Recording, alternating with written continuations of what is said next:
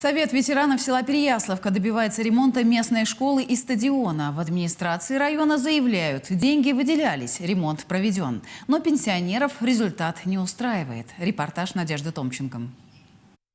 Вот здесь у нас не изменилось отношение совершенно. Вот здесь по городку, вот по этому спортивному, посмотрите, вот что делается. Полностью нарушение техники безопасности. Вот пройдемте просмотрим. По словам активистов сельского совета ветеранов, стадион школы номер 1 в Переяславке уже 10 лет не пригоден для занятий спортом.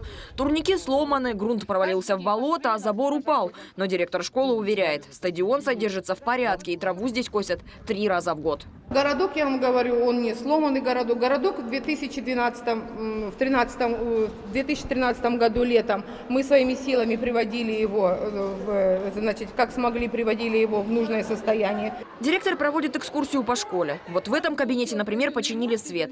10 окон в прошлом году заменили на пластиковые. Однако пенсионеры утверждают, несколько стеклопакетов родители были вынуждены заменить самостоятельно. О том, что окна находятся в аварийном состоянии, признают и учителя, которые работают в этих кабинетах. Но мы их не трогаем, потому что окна в таком состоянии, что если их тронуть, то они просто-напросто рассыпятся. Дети не подходят, мы тоже приглашаем рабочего, если что-то случается, то только рабочий, в общем-то, нам там помогают. Школьники рассказывают, прошлой зимой в одном из кабинетов стекло вообще вынесло сквозняком. Окно было открытое, дверь резко открыли, а оно стекло повалилось. Не из-за холода, это просто в прошлом году закинули снежок. Это с 14-го кабинета дети.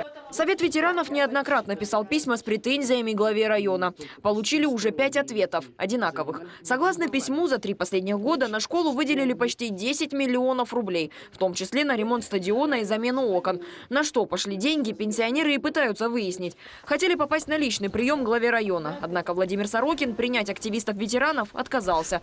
Кстати, это здание бухгалтерии районной администрации. Его отремонтировали полностью в 2012 году. И окна все заменили на пластиковые.